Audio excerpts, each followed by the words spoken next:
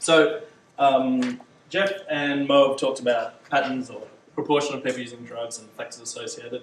And my interest is kind of combining patterns of drug use. So because drug use is complex and it's complicated and people don't tend to use one drug and say they leave the rest. So we'll see. So the background to latent class analysis quite quickly is Mo's given some good examples of what's variable-centered information. So regression or factor analysis is really looking at what predicts an outcome. So if our outcome is recent use or any use in the last 6 months or monthly or weekly. And it tends to look at the relationships between dependent and independent and adjusting for factors. The work that I do with latent class analysis and otherwise known as other cluster analysis is to look at how the relationships between variables interact and how you can classify people into distinct groups. So as an analogy, you may say cardiovascular disease. So we know that obesity is associated with cardiovascular disease and also smoking and diet are all associated.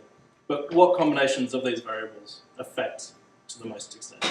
So the aim of this study that we're doing in this is to identify patterns of drug use in this cohort, including polydrug use and including kind of single drug use, among gay and bisexual men in the FLUX study, amongst the 2,200 participants, and how their relationship in terms of the patterns, not necessarily the people, the patterns with crystal methamphetamine use. So there's lots of talk about crystal use, and our interest is seeing what patterns of other drugs predicts crystal, which in the end predicts HIV risk and transmission.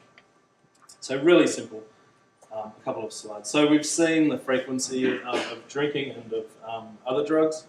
So in this baseline cohort, we've split alcohol frequency into frequency because only 7% of people said they never drink. So then we've split them into monthly or more frequently.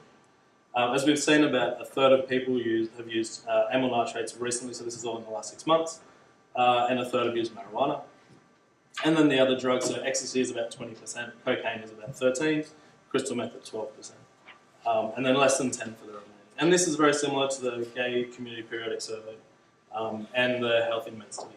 So we kind of know this. These are all things that we're used to seeing. These numbers are not kind of shocking, but I really like making pictures, and this took hours.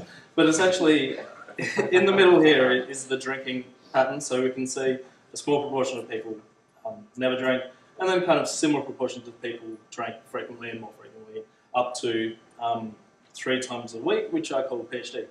And we can also see that most frequently is amyl nitrate and marijuana, as you'd expect.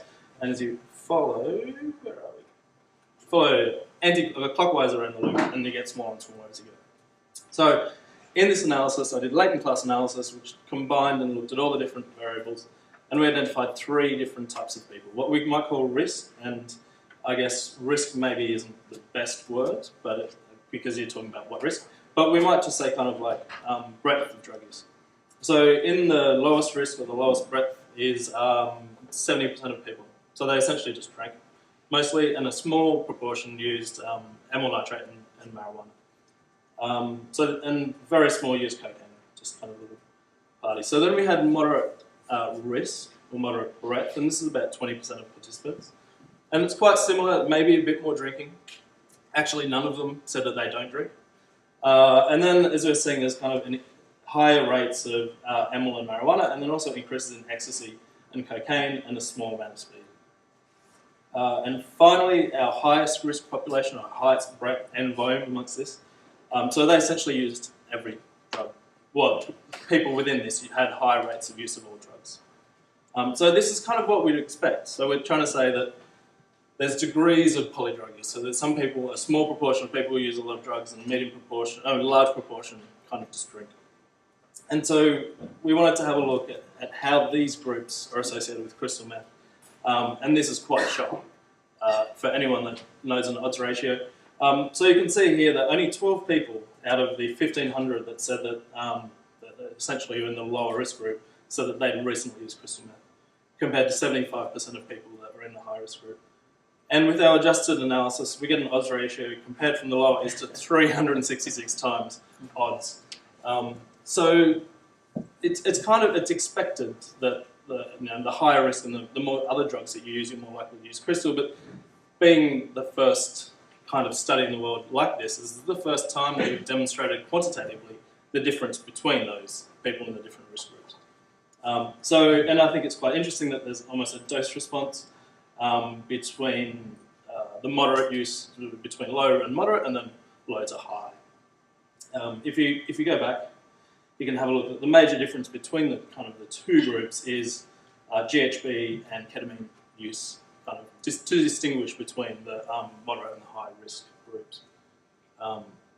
So finally, just to wrap up, because this is super quick, there are identical and meaningful subgroups of people who use drugs within the Flux cohort, which is great, and we can so when creating a latent class analysis, you define your own naming for these people. But I think we can agree what kind of risk groups you may say these people are. Within these patterns, there are varying degrees of risk for drug use, including mostly just alcohol consumption through to polydrug use.